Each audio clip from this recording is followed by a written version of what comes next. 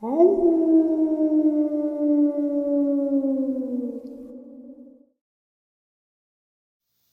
greetings and salutations, everyone. I hope everyone is doing well, and welcome to this, depending on wherever you may live or however you choose to read your clock, an early morning or middle of the night bonus upload. Before we jump into it, a couple links. As many of you know, I rely on Patreon, PayPal, channel membership, and the merch to help the channel to continue to grow and go. Links to Patreon, PayPal, and channel membership is in the description below. Merch displayed directly under the video. Also, Dogman Frightening Encounters, Volume 1 through 3, the audiobook versions. They were written and researched by Tom Lyons, narrated and produced by me, Jeff Nadolny. Those audiobooks are available on Audible, and Amazon, and iTunes, links to which are also in the description as well. And finally, last but definitely not least, if you'd really like to help support the channel to continue to grow and go, simply subscribe. It does not cost you a cent. Click the like button, takes half a second. If you don't want to miss out on any of the informative uploads I put out daily, click that bell icon, and folks, please leave a comment. Why? Well, because all of these things really do help the channel to continue to grow and go. And yes, folks, they definitely do matter. Now, everyone, I have taken far too much of your time. Let's jump in to this early morning or middle of the night bonus upload, shall we? Today's first encounter. I used to live in the southwest corner of Missouri in an old railroad town that had quite a few missing people here and there. I lived in what we called the holler, at the bottom of the tops of two enormous hills. A creek ran through the holler, but was mostly dry throughout the year. Despite it being dry, living in what was basically a ravine makes the land and hills damp and misty. The woods surrounding our trailer were perpetually green year-round and thick. You could walk in one direction for 10 minutes and get lost. Generally, we kids used the creek bed for a path, as there were flat rocks along it that were easier to navigate than the viney, lush forest floor. One day in the middle of the summer, I decided to go for a walk in the woods. As usual, our red-nosed fatty came along. The sun would be setting soon, but I was home alone a lot at that time, so there was no one around telling me not to go. I figured I had enough time before sunset to walk to a certain point and back. It was 7:30 and the sun set around 9 at that point of the summer. The minute I started trekking through the creek bed, my pit bull started whining. He didn't leave my side once, but was reluctant, stopping here and there to smell the air, looking behind us. I figured maybe there was an animal in the area, so I didn't worry too much. There was a point in the creek bed where I had to duck under two fallen trees. It made sort of a bridge in the middle of the creek and acted like a turn point for most of my walks. My dog was still whining, and I began to wonder if there was a cougar or even a bear in the area. But for some reason, I just wanted to keep walking. I ducked under the trees, shushed Fatty, and stopped to listen to the woods surrounding us. I heard nothing. I heard literally nothing. No wind, no snapping twigs, not even a bird. Even on the calm days with no wind, those woods were usually teeming with sounds and life.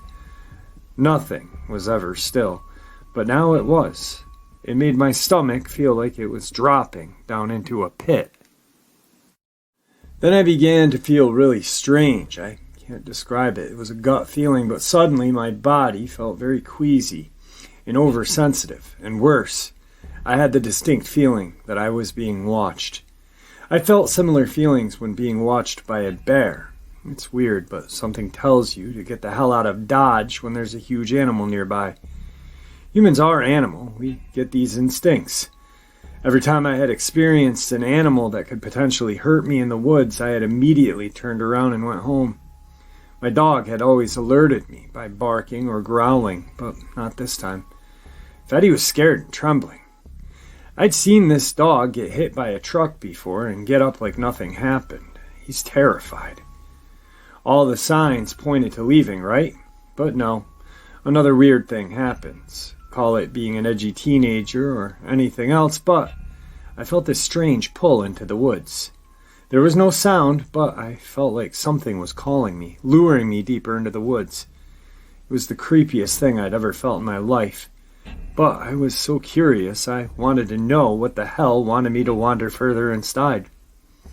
I walked further, aware that my dog had firmly planted himself at the fallen trees. He was shaking all over and yelping at me as I walked away. He didn't come with me. He also didn't leave, which I believe potentially saved my ass that day. I left Fatty behind and eventually got to a part of the creek that I had never been to. It was a clearing with a ring of trees surrounding it, with the creek stretching far ahead and going around an unseen corner. The sun hadn't moved. It was still silent. I stood in this place for a minute and considered turning around. The clearing was creepy and felt devoid of everything. I can't explain it well enough. It felt like if I had walked around that corner, which was about 100 feet away, that something terrible was going to happen. It felt like something was just waiting for me to walk into it, unsuspecting. I brushed it off as paranoia. I had plenty of sunlight left, and I could explore alone for once. Besides, if there was something drawing me further in, I might find something amazing, right? I took a couple more steps, and suddenly I heard my dog yelping frantically behind me. Startled, I turned around quickly. My dog looked like a little white speck far back into the trees. He was pacing back and forth at his spot and barking like it would kill him if he didn't take off running. He kept lunging forward, but wouldn't move any distance forward. I finally realized that something was very wrong. I turned around again to look back at the clearing. It was pitch black outside. I shit you not. Seconds ago, the sun wasn't even close to going down below the horizon. And now the stars were out. No sun, no light. I stared hard at the trees around the corner, seeing nothing but elongated shadows. I heard a twig snap, and suddenly my ears started to ring, and panic flooded my entire body. I whipped around and shot back towards the fallen trees, sprinting toward my dog. He was snarling and barking like mad, and when I ducked under the trees, both of us sprinted back toward the house. The entire time I felt like I had death on my heels, and Fatty never once ran ahead of me, staying right at my side the entire way back. When I made it home, I checked the clock. During a walk that usually took 10 minutes, I had been gone for 3 hours. I left my house at 7:30 and arrived home at 10:30. My parents were due home in an hour. The next day I walked only part way to where I could see the clearing. The very furthest I could have walked was about 2 miles, and it took 3 hours? To this day I have never felt so prowled upon in those woods. These woods weren't part of a national park, but if you walked 10 miles or so, you could reach Mark Twain National Park. People go missing there often, seeing as the woods can be impossible to navigate after dark, and have large howls in the middle of the woods that people can roll into and get stuck in. I don't know what wanted me in those woods that day. I didn't see what it was, and it said nothing to me, but I ignored every natural instinct I had to run until it was almost too late.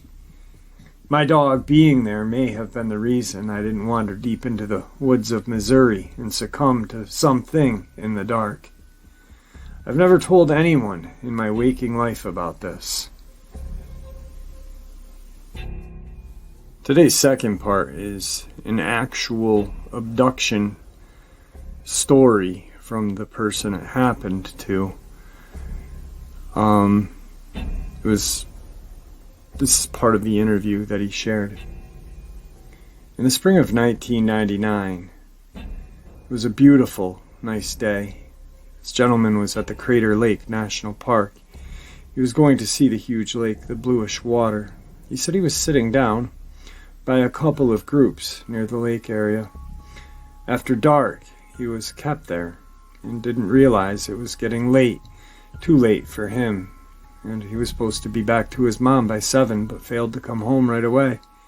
He said the whole area had no people, but soon after he forgot the way back.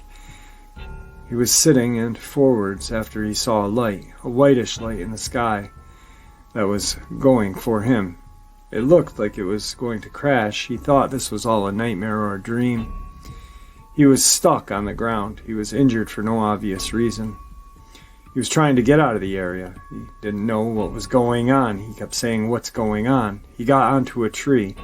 A huge-looking thing, that was an oval-shaped thing, was right near the tree, and the thing he described had stairs that were coming off of it. All of a sudden, there were no stars in the sky, no noise, just the sound of silence, and the oval thing had a door that was getting something in it. He was still on the tree. The thing had a robot something. It had no eyes. A head was roundish, with all gray, with red steel tag on it. He then described another robot coming out that had blackish hair that was trying to get him off of the tree and was trying to abduct him for an hour or more. He was staying on the tree for an hour while the thing had lights coming out of it that was white and making noises, a roaming noise. The robots got angry, he said. He had to sleep in the tree for an hour, and for 3 minutes everything was gone, and it was sunny. He described it was a howling nightmare.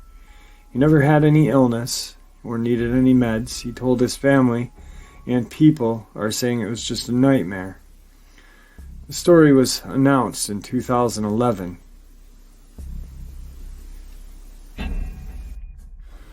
Really quick, I shared this because I am obsessed with Dogman, of course, but these missing people phenomenon have really struck my fancy. Well, Crater Lake is known for a lot of things. There's been numerous Dogman, numerous Sasquatch, and numerous unidentified flying objects, whatever they may be, in the area. But if you think about, the guy's a kid at the time, and if you think about what he's describing, and he calls them robots, but there's a red tag, which almost, the description almost sounds like military, red tag, but yet the second robot had hair. I'm really thinking that, along with, because I know for a fact deep down inside, my heart of hearts tells me that a lot of the missing people in these national parks, frick the national parks and state parks, all over the forests of the United States, okay? Whether it be your neighbor's backyard, you could disappear. Something bad could happen.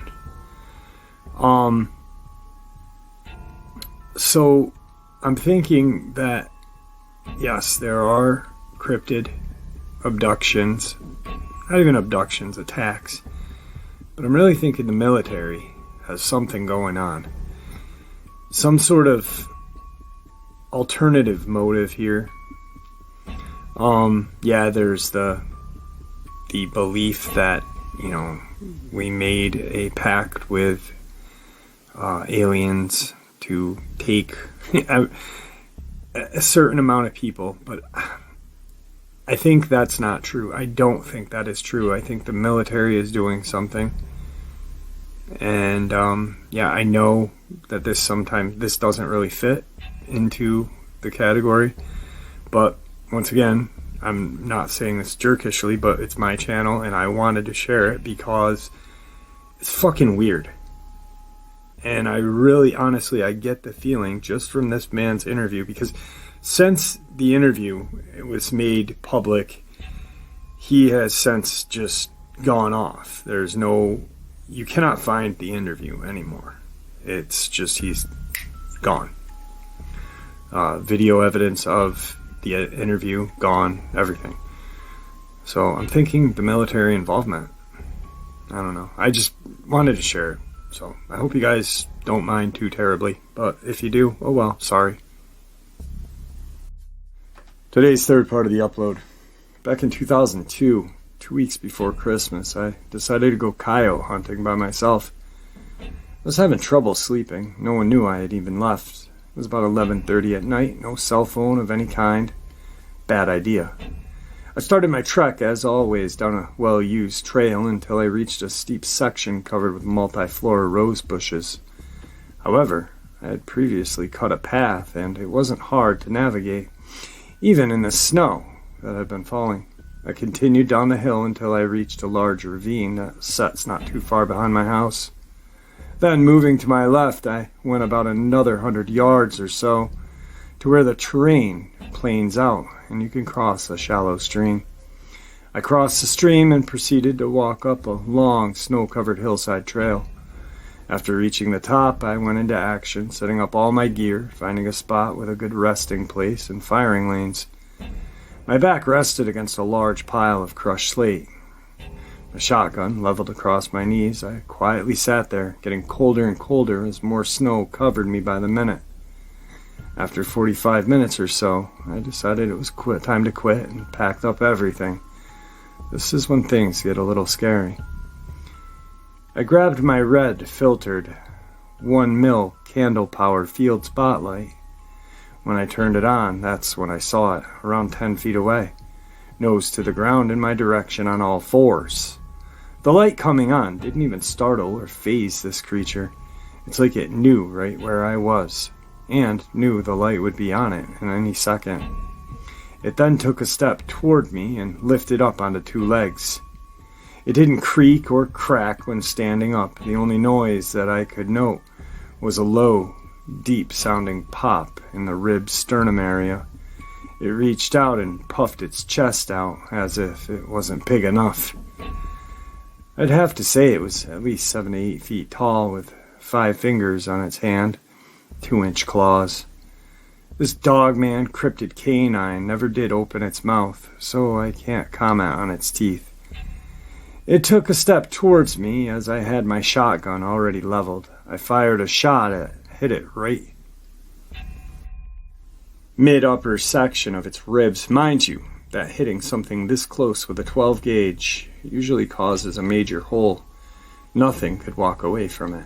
I was using number 2 shot, and the wad would have barely opened by the time it hit the creature. The shot let loose a mist of blood in the red-tinged light of the spotting lamp. It let out a loud yelp, then tucked its ears and ran to my right. It made it out of the light circle in 2 strides. I fired 2 more times at it, but it was much too quick and I missed. I got up and started walking in the direction it ran, forgetting momentarily to reload my gun. I walked for about 10 feet and found a large pool of blood, then walked a few more feet and found less. This process repeated until I was 30 feet from where I initially started. There was no blood, just footprints. It's as if this thing could quickly regenerate or something to heal itself from such a massive wound. I stopped and realized how stupid I was for going after this thing that I had just wounded. I didn't know if there may have been more of these creatures in the area or if they hunted in packs. I just thought I had encountered a real-life werewolf. I then trudged home in the night with a surely wounded God knows what potentially circling me the whole way. I took my time getting back. It took me 2 hours to walk what would normally take me 20 to 30. I made it back home, went to bed, never spoke of that night again until 2019. I hardly hunt anymore due to health problems, but even if I was healthy going back out there, you would be always looking over your shoulder. However, I am working on getting a group of professional cryptid researchers to come take a look.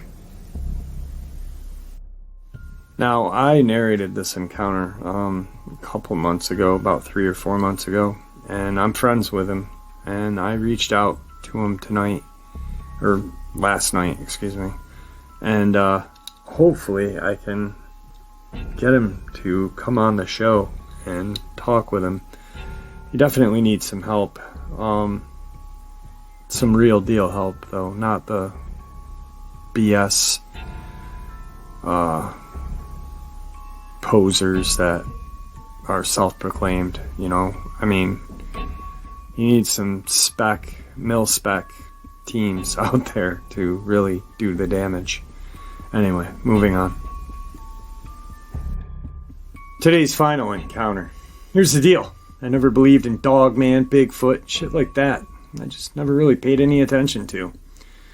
I honestly didn't realize good folks actually believed in these things. Today, I'm far too ignorant to really have a stance. I believe something is out there. Actually, I know there is. I believe cultures call them by different names. I'll end my thoughts about this because of my ignorance. The more I discover and research, the better I get at this. For years, about 15, I've been puzzled by something that happened to me in the woods. I didn't see anything.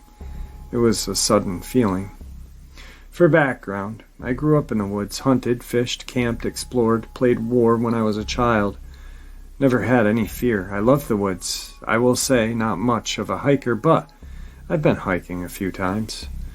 Just would rather be fishing or camping or just fucking off in the woods, climbing trees, building forts, mountain biking, parking, walking half a mile into trees to the stream I know exists just for a few drinks of fresh water. The point is, I've spent a lot of time in the woods and I enjoy it. I'm comfortable. This only happened once. I've charged through the trails in pitch black without a flashlight, just knowing the trail, nice. Nights I snuck out to parties from my uncle's home with my cousin. Never once felt fear. Maybe fear that my uncle might tear into us when we got home, but never fear of anything in the woods. One night in high school, me and my pals were deep in the woods, and this friggin' howl. I don't live in wolf country, and this was no human, clawed into the night air, and really scared a lot of us, but didn't bother me at all. The one time I was scared in the woods happened in daylight. At the time, my commute to work was about 30 minutes. A little long, but not bad. Every time I'd drive to work, I'd drive along a small river. The river was backed by thick woods. At one point, the trees opened up to a brief clearing where there was an old barn, or stables for horses. I don't know these things. I'm not a farmer. But the structure was old and impressive, and I wanted to photograph it. Every time I passed this structure sitting in the clearing on the other side of the river, I felt like I just needed to bring my DSLR and go and shoot the damn thing. About half a mile past the structure on the road, I was on a pull-off where there's a footbridge to cross the river onto a heavily wooded other side. One day I did bring my camera. I was dressed for work, nice pants, dress shirt, tie, typical shit. I was only about 25 years old. I had no fear at all. I pulled into the pull-off, got out, crossed the bridge. It was summer. It was hot but nice. I made my way into the woods, down to the structure. The river was loud, so there weren't your typical forest noise. I just heard the river. The structure wasn't that impressive as I originally thought. Neither were my photo skills. I didn't have a wide-angle lens, so I really had to be creative to get what I wanted. Either way, it really didn't kill it. I wasn't happy about the situation, but it was a nice day, and I was just happy to be out in the woods. As an adult, I don't get out into the forest nearly as much. Then something just was off. Friggin' off. Fear and panic suddenly grabbed my soul and screamed, "Run!" That's what I did. I ran. I didn't hesitate. I didn't try to calm myself down. I didn't look behind myself, to my left, to my right. I ran. I ran all the way to the car, about a half a mile, pure sprint, and my adrenaline kept me going. I got to my car and drove to work. I honestly never thought much about it because nothing really happened except for me getting spooked. Well, I never thought much of it. Whenever I passed that point, since the structure had been ripped down and paved bike path goes through it now, I think about it.